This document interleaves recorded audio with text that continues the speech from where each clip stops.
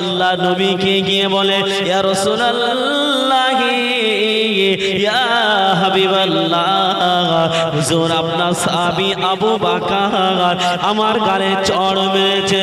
ইয়া রাসূলুল্লাহ, ইয়া হাবিবাল্লাহ, আমি শুনেছি আপনি তো হক বিচার করেন, আপনি তো ইনসাফের সঙ্গে বিচার করেন, আপনি ন্যায় বিচারক।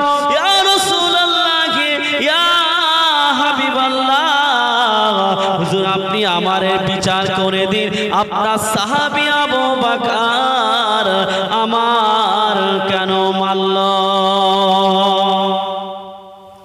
আল্লাহ নবীকে বলছে, ইয়া রাসূলুল্লাহ, ইয়া হাবিবাল্লাহ, আপনি আমার বিচার করে দিন, আপনার সাহাবী আবু বকর ও কেন আমার গালে থাপ্পড় মারলো, আমার গালে কেন চড় মারলো? ইয়া রাসূলুল্লাহ, ইয়া হাবিবাল্লাহ, আপনি আমার এর একটা ব্যবস্থা করে দিন। ও কিন্তু একবারও বলেনি যে আমি আল্লাহকে গালি দিয়েছি বলে তার জন্য আবু বকর আমাকে মেরেছে, এমনটা বলেনি। ও ডাইরেক্টলি বলছে, ইয়া রাসূলুল্লাহ, ইয়া হাবিবাল্লাহ, আপনার সাহাবী আবু বকর আমার গালে চড় মারলো কেন, তার বিচার করে দিন। তাহলে এই জায়গায় কি বুঝায় যে আবু বকর হুজুর মনে হয় বিনা কারণে মেরেছে, এটাই তো দাঁড়াচ্ছে নাকি? ও আমার ভাইরা, নবী আমার দিন ও দুনিয়ার বাদশাহ হাবিবুল্লাহ জনাবে মুহাম্মদ রাসূলুল্লাহ সাল্লাল্লাহু আলাইহি ওয়াসাল্লাম, আল্লাহ নবী বলল, আমার আবু বকর কারোর গায়ে হাত দেয় না, আমার আবু বকর হলো নরম মেজাজের মানুষ। আল্লাহ নবীকে বলছে, না ইয়া রাসূলুল্লাহ, ইয়া হাবিবাল্লাহ, আপনার আবু বকর আমাকে মেরেছে। আল্লাহ নবী বলল, তোমার হয়তো কোথাও ভুল হচ্ছে, হয়তো ওমর হতে পারে, না হলে অন্য কোন সাহাবী হতে পারে, আমার আবু বকর এমন কাজ করতে পারে না। আল্লাহ নবীকে বলছে, ইয়া রাসূলুল্লাহ, ইয়া হাবিবাল্লাহ, হুজুর আপনার সাহাবী আবু বকরকে আমি ভালো করে চিনি। আল্লাহ নবী হযরতে আবু বকরকে ডাকতে বলল। হযরতে আবু বকর হুজুরকে ডাকা হলো। হযরতে আবু বকর হুজুরকে জিজ্ঞাসা করছে, আল্লাহ নবী জিজ্ঞাসা করছে, ও বাবা আবু বকর, ও বাবা আবু বকর, তুমি কি ইহুদির গালে চড় মেরেছ? আল্লাহ নবীকে বলে, ইয়া রাসূলুল্লাহ, ইয়া হাবিবাল্লাহ, হ্যাঁ আমি ইহুদির গালে চড় মেরেছি, কিন্তু মারার কারণ আছে। আল্লাহ নবী জিজ্ঞাসা করলো, কি কারণে তুমি মেরেছো? আল্লাহ নবীকে বলে, ইয়া রাসূলুল্লাহ, ইয়া হাবিবাল্লাহ, হুজুর আমি ইহুদির গালে চড় মেরেছি, ও আমার আল্লাহকে গালি দিয়েছে, আমার আল্লাহকে গরিব বলেছে, আর ও নিজেকে ধনী বলেছে। ইয়া রাসূলুল্লাহ, ইয়া হাবিবাল্লাহ, হুজুর আমার ধরে যতক্ষণ জান থাকবে, আমার নবীকে, আমার আল্লাহকে যদি কেউ কটু কথা বলে, আমার নবীকে, আমার আল্লাহকে যদি কেউ গালি দেয়, আমি আবু বকর তাকে ছেড়ে দেব না। বলুন সুবহানাল্লাহ। বলছে আমার সম্মুখে যদি আমার আল্লাহ, আমার আল্লাহর রাসূলকে কেউ যদি গালি দেয়, আমি আবু বকর আমি ছেড়ে কথা বলবো না। আল্লাহর নবী বলল, আবু বকর তোমাকে, তোমার সম্মুখে যে এই ইহুদি আল্লাহ এবং আল্লাহর রাসূলকে কটু কথা বলেছে, এর কোনো প্রমাণ আছে? শরিয়াতের থিওরি হলো তিনজন সাক্ষী লাগে। কি লাগে? তিনজন সাক্ষী লাগে। কোন আসামি প্রমাণ করতে হলে তিনজন সাক্ষী লাগে। হযরতে আবু বকর হুজুরকে বলছে, বাবা আবু বকর, তোমার সম্মুখে যে আল্লাহকে গালি দিয়েছে কোন সাক্ষী আছে? হযরতে আবু বকর হুজুর বলছে, না ইয়া রাসূলুল্লাহ, সাক্ষী তো কেউ নাই, সাক্ষী তো কেউ নাই।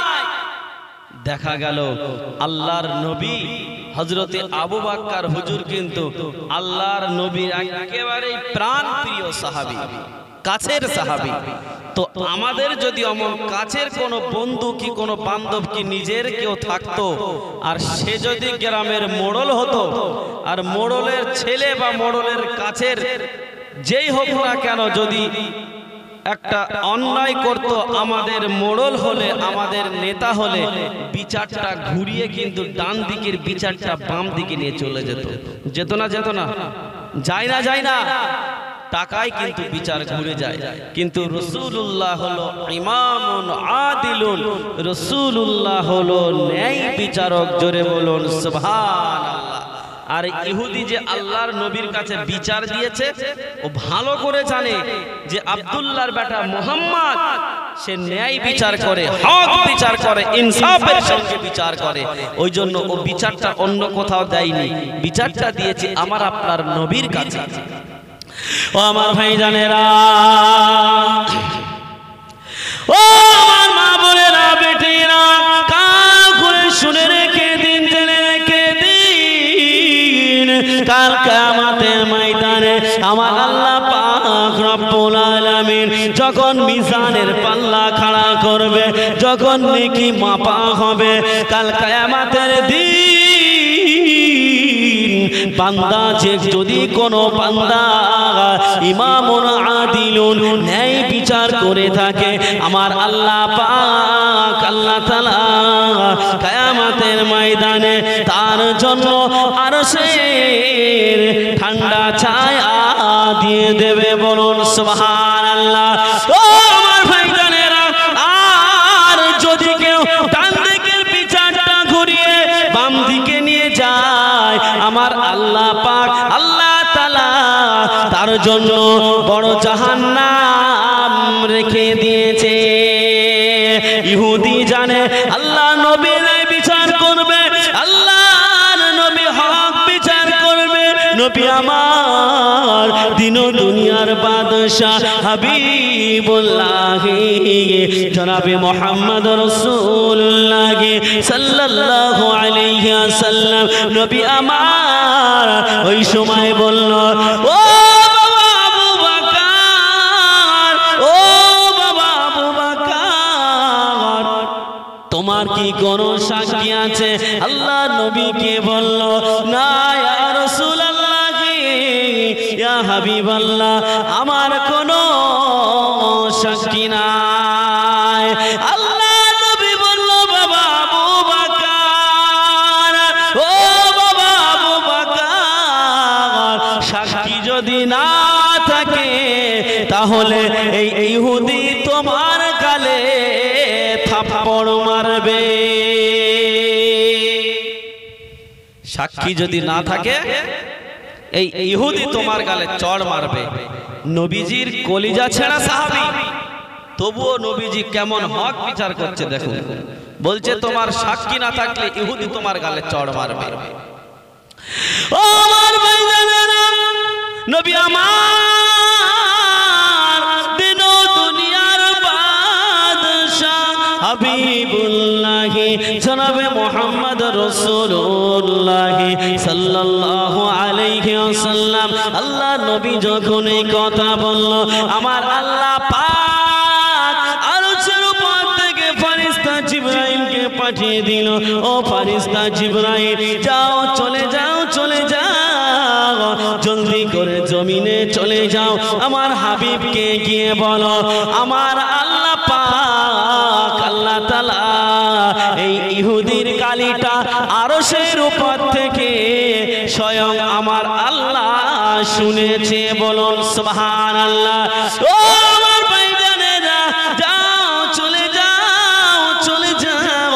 ফেরেশতা জিবরাইলকে বলল, জলদি করে জমিনে চলে যাও, আমার হাবিবকে গিয়ে বলো আমার আবু বকরের সাক্ষী স্বয়ং আমার আল্লাহ হয়ে গেছে। জোরে হলো না?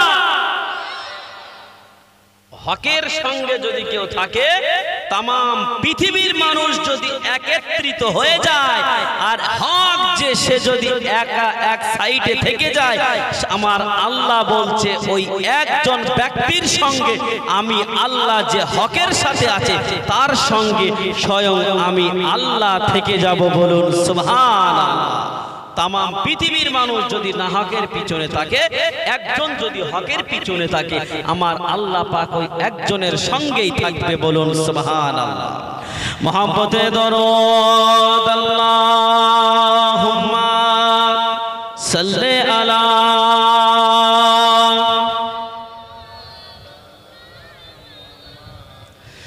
ওয়া আলা আলি সাইয়্যিদিনা কালমা লা ইলাহা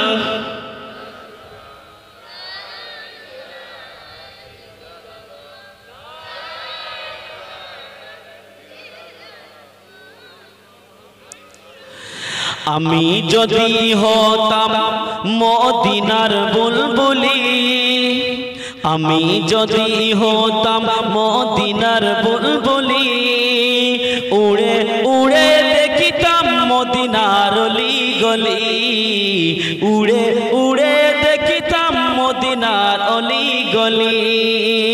আমি যদি হতাম মদিনার বুলবুলি, আমি যদি হতাম মদিনার বুলবুলি, উড়ে উড়ে দেখিতাম মদিনার অলি গলি, উড়ে উড়ে দেখিতাম মদিনার অলি গলি।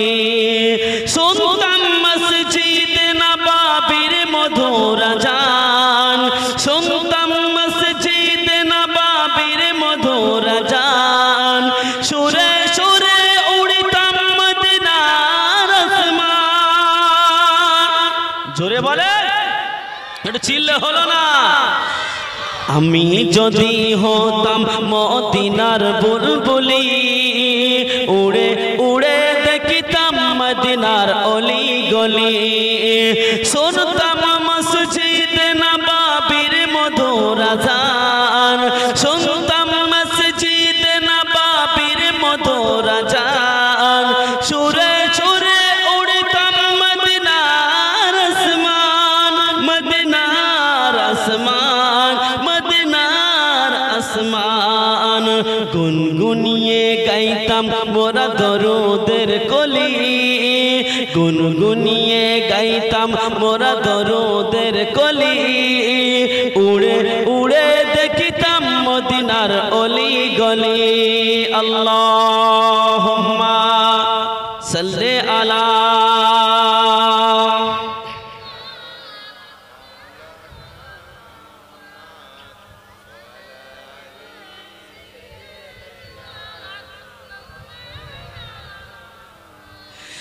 হৃদয় শীতল করছে মদিনার বাতাস, হৃদয় শীতল করছে মদিনার বাতাস, ঘুচে যাবে মনের জ্বালা পেলে সে সুবাস, পেলে সে সুবাস, পেলে সে সুবাস। মিটবে পিপাসা দেখিলে রওজার জালি। জোরে বলেন সুবহানাল্লাহ। আর একটু জোরে হলো না। মিটবে পিপাসা দেখিলে রওজার জালি, উড়ে উড়ে দেখিতাম মদিনার অলি গলি, উড়ে উড়ে দেখিতাম মদিনার অলি গলি। দিন রজনী রইতাম চে গম্বুজের পানে, দিন রজনী রইতাম চে গম্বুজের পানে, প্রাণ ভরে দিতে সালাম নূর নবীর শানে। একটু জোরে হয় না, একটু চিল্লে হলো না। গুনগুনিয়ে গাইতাম মোরা দরুদের কলি, প্রাণ ভরে দিতে সালাম নূর নবীর শানে। আল্লাহুম্মা সাল্লি আলা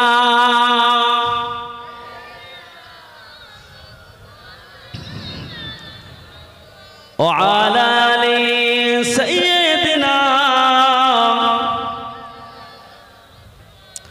বাবাজি আমার, যে কথা বলতে বলতে এই পর্যন্ত আসলাম। রাসূলুল্লাহ সাল্লাল্লাহু আলাইহি ওয়াসাল্লাম তিনি যে হক বিচার করেছেন, তানার দেখে রাসূলের সাহাবীরাও হক বিচার করতেন না করতেন না? এই জোরে বলেন, করতেন তো নাকি? হযরতে উমারে ফারুক রাদিয়াল্লাহু তাআলা আনহু কেমন হক বিচার করেছিল দেখুন। এই হক সম্পর্কে বলতে গিয়ে কিছু আমাদের আরেকটু কথা মনে পড়ে যায়। আল্লাহর নবী সাল্লাল্লাহু আলাইহি ওয়াসাল্লামের সাহাবী হযরতে উমারে ফারুক, তিনি কিন্তু ভীষণ রাগী সাহাবী ছিলেন, তাই না? তো হযরতে উমারে ফারুক তানার ছেলে একদিন নাবিস পান করেছে। কি পান করেছে? নাবিস বোঝেন? বোঝেন না তো? কিছু খাজুর, শুকনো খাজুর দুধের মধ্যে যদি আপনি রাত্রিরে ফেলে দেন, ওটা সকালবেলা উঠে যদি খান না, আপনার জন্য ভীষণ উপকার। সেটা খেতে তার একটা টেস্টই হবে আলাদা। আর ওইটা যদি কেউ 4 দিন রেখে দেয়, তাহলে ওইটা তাড়িতে পরিণত হবে। কিতে? তাড়িতে পরিণত হবে। জিনিসটা পচে তাড়িতে পরিণত হবে। তো হযরতে উমারে ফারুক রাদিয়াল্লাহু তাআলা আনহু তানার ছেলে ওই নাবিসটা 4 দিন রেখে দিয়ে 4 দিন পরে খেয়েছে। 4 দিন পরে খেলে ওই যে মদ খেলে যেমন মাতলামো হয়, ওইটা যদি খাই ঠিক ওই মাতালদের মতো অবস্থা হবে, আর মুখ দিয়ে মদের মতো দুর্গন্ধ বার হবে। তো হযরতে উমারে ফারুকের ছেলে এই নাবিসটা পান করেছে ওই মজাটা নেওয়ার জন্য। কোন মজাটা? ওই যে নেশা, সেই মজাটা নেওয়ার জন্য হযরতে উমারে ফারুকের ছেলে ওই নাবিসটা পান করেছিল। ঘরের মধ্যে ঢুকলো, হযরতে উমারে ফারুক বলছে, আমার ঘরের মধ্যে মদের গন্ধ বার হচ্ছে কিভাবে? দেখুন আমি কথাটা কি বলছি ভালো করে বুঝবে। আমি বলতে চাচ্ছি যে হক বিচার কাকে বলে, সেই উদ্দেশ্য করে নিয়ে এই দিকে আপনাদের টেনে নিয়ে আসা। ছেলেকে জিজ্ঞাসা করছে, বাবা ছেলে তুমি কি মদ পান করেছো? বলছে, না আব্বা আমি মদ পান করিনি। গালের দিকে নাকটা নিয়ে গিয়ে শুকলো, দেখলো মদের গন্ধ বার হচ্ছে, মদের গন্ধ বার হচ্ছে। হযরতে উমারে ফারুক নিজের ছেলের কলারটা ধরলেন, টানতে টানতে টানতে টানতে মসজিদের নবাবীর পিলিয়ারের গায়ে বাঁধলেন। কোথায় বাঁধলেন? পিলিয়ারের গায়ে বাঁধলেন। কি গো, আমাদের ছেলে হলে আমরা এমন হক বিচার করতাম তো নাকি? করতাম? করতাম না। লোকের দৌড় ঠেলে বাড়ি আসে, তাও আমরা বলি কি যে চুপ কর, বলিস নে, বলিস নে, বিচারটা বগলের তলায় চেপে রাখ। আমরা বলি না? বলি না? বলি। কিন্তু হযরতে উমার কেমন হক বিচার করেছে দেখুন। ও আমার ভাইজানেরা, আল্লাহ নবী সাহাবী হযরতে উমারে ফারুক রাদিয়াল্লাহু তাআলা আনহু কেমন হক বিচার করেছে দেখুন। আল্লাহ নবী সাহাবী হযরতে উমারে ফারুক রাদিয়াল্লাহু তাআলা আনহু তানার ছেলে নাবিস পান করেছে, তানার ছেলে নাবিস পান করেছে। হযরতে উমারে ফারুক ঘরের মধ্যে ঢুকে দেখলো মদের গন্ধ বার হয়। ছেলেকে জিজ্ঞাসা করলো, বাবা ছেলে তুমি কি মদ পান করেছো? বলে, না আব্বা জান আমি মদ পান করিনি। হযরতে উমারে ফারুক নাকটা গালের গোড়ায় নিয়ে গিয়ে দেখে মদের দুর্গন্ধ বার হচ্ছে। নিজের ছেলের জামার কলারটা ধরে টানতে টানতে টানতে টানতে মসজিদে নববীর পিলিয়ারের গায়ে বেঁধে ফেলল। মসজিদের নববীর পিলিয়ারের গায়ে বাঁধলো, বেঁধে বলছে, আজ নামাজ বাদ, কেউ তোমরা বাড়ি যাবে না, সকলেই বসবে। আমার ছেলে মদ্যপান করেছে, তার জন্য আমার ছেলেকে সাজা দেব। আমি তোমাদের সম্মুখে এনেছি, আমি ইচ্ছে করলে আমার ছেলেকে আমি ঘরের মধ্যে শাসন করতে পারতাম, কিন্তু না, ঘরের মধ্যে শাসন করলে হয়তো অনেকেই বলতো উমারে ফারুক নিজের ছেলে বলে ঘরের মধ্যে বকাঝকা করে ছেড়ে দিয়েছে, কিন্তু আমি বিচারটা করতে চাইছি মসজিদের নববী, সকলের সম্মুখে আমার ছেলের বিচার আমি করব। ও আমার ভাইজানেরা, ও আমার মা বোনেরা, বেটিরা, কান খুলে দিন, জেনে রেখে দিন। আল্লাহ নবী সাহাবী হযরতে ওমর ফারুক রাদিয়াল্লাহু তাআলা আনহু নিজের ছেলেকে মসজিদে নববীর পিলিয়ারের গায়ে বাঁধলো। নামাজ শেষ হয়ে গেল, সকলকে বসতে বলল। একে একে কানা ঘোষা করে, বলে ও ওটা ওমর ফারুকের ছেলে, ওটা রাষ্ট্রপতির ছেলে, ওকে হয়তো বকাঝকা করে ছেড়ে দেবে, হক বিচার করবে না।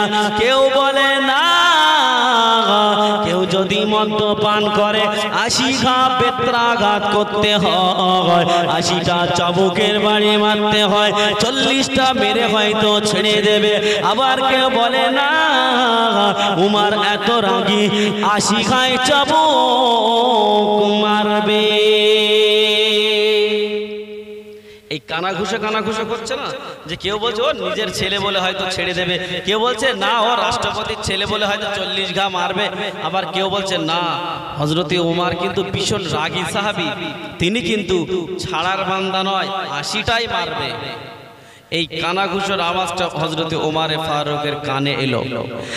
ও ভাইরা, কান খুলে শুনে রেখে দিন, জেনে রেখে দিন, হযরতে ওমর ফারুক রাদিয়াল্লাহু তাআলা আনহু ছেলেকে ডাকলো আর জল্লাদকে ডাকলো। জল্লাদ, ও জল্লাদ, যাও চাবুক নিয়ে আসো, ওই গোডাউনের মধ্যে চলে যাও, ওই গোডাউনের মধ্যে সব থেকে বড় যেটা চাবুক আছে ওই বড় চাবুকটা নিয়ে আসো।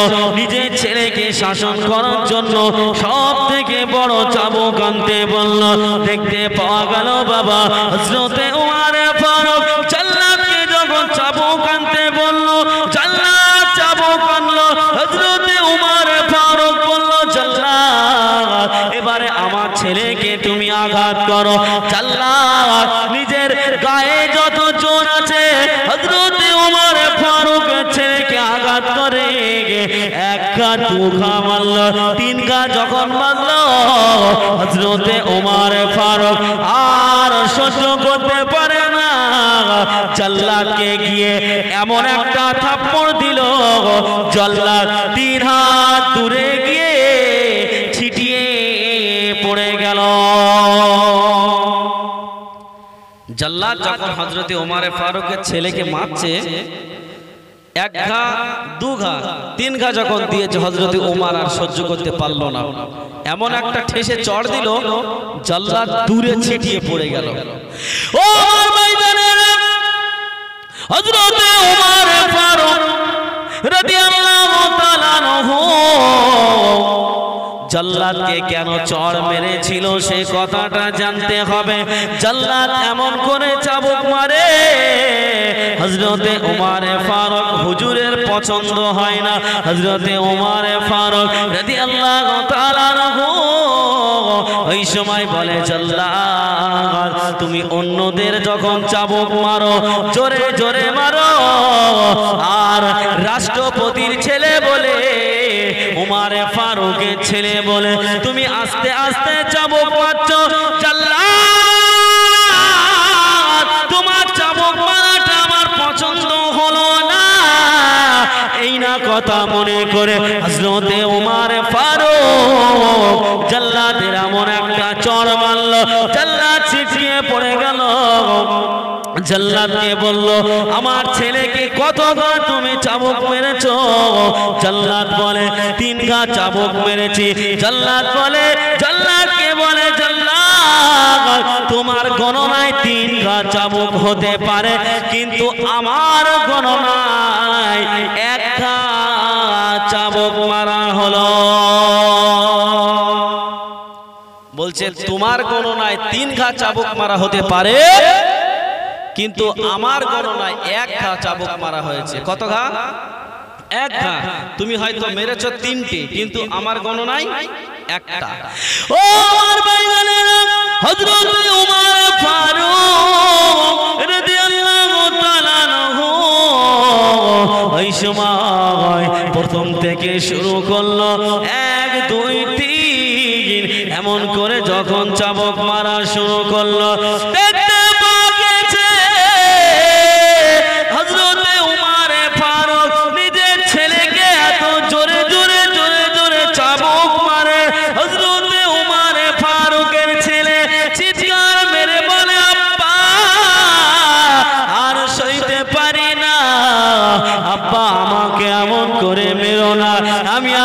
কোনদিন এমন ভাবে নাবিস পান করব না। আব্বা জান আমায় ছেড়ে দাও। সন্তান আব্বার কাছে কাকুতি মিনতি করে, কিন্তু উমর ফারুক সন্তানকে মারা বন্ধ করে না। দেখতে পাওয়া গেল বাবা এমন করে যখন চাবুকের মারতে লাগে, হযরতে উমর ফারুকের চাবুকের আঘাতে তানার ছেলেটা জমিনে বেহুশ হয়ে পড়ে গেল।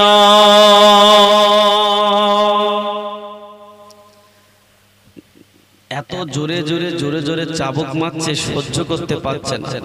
বলছে আব্বা জান আমাকে একটি বারের জন্য মাফ করে দাও, আর জীবনে কোনোদিন কখনো আমি নাবিজ পান করব না, মদ্যপান করব না।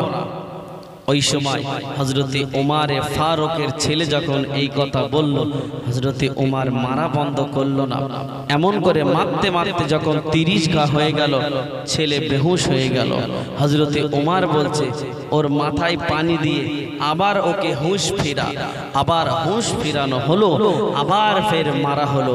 এত মারছে, মারতে মারতে মারতে মারতে এমন সময় ওই হযরতে উমর ফারুকের স্ত্রী বলল, ও আমার প্রাণ প্রিয় স্বামী, আমাদেরই তো সন্তান, অন্যায় করে ফেলেছে, ওকে আর মেরো না।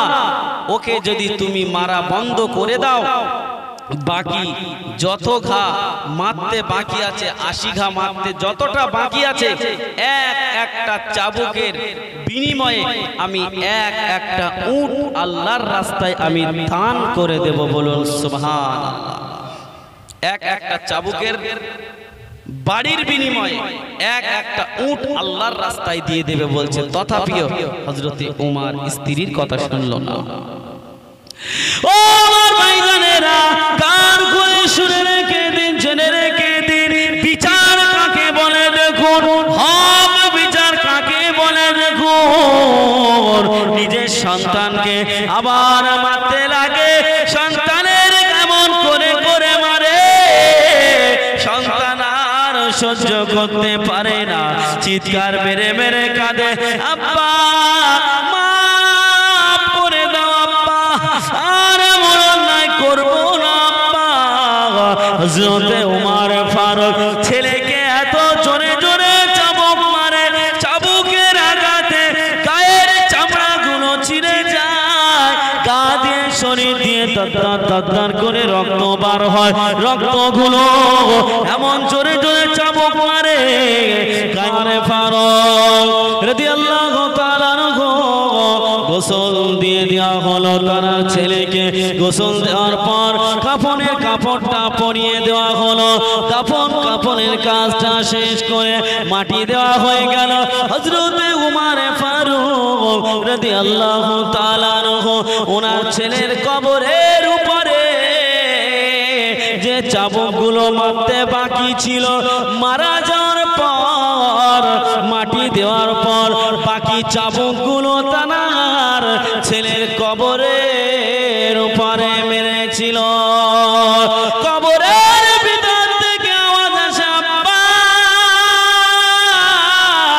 আপনি আমাকে যে বাকি চাবুকগুলো মেরেছেন, ওই বাকি চাবুকগুলো মারার কারণে আমার আল্লাহ পাক আমার জীবনের গুনাহ মাফ করে দিয়েছে। এই হলো হক বিচার, এই হলো ন্যায় বিচার। আমরা যদি এই হক বিচারটা করতাম, তাহলে কিন্তু আমাদের আগামী দিনের কথা চিন্তা করা লাগতো না। আমরা যারা এদিককার বিচার ওদিকে করে দেই, আমাদের কিন্তু পিছনে ভয় আছে। যদি জিজ্ঞাসা করা হয় যে কি ব্যাপার, বিচারটা তো সঠিক হলো না, এটা কি ঠিক? बोलो जो होगा वो बाद में देख लूंगा, जो होगा वो बाद में देख लूंगा, যেটা হবে ওটা পরে দেখা যাবে, কিন্তু এখন বিচারটা তো ঘুরিয়ে করে দিই, মরার পরে যা হবে ওটা পরে দেখা যাবে, তখন তার কেউ যাবে না।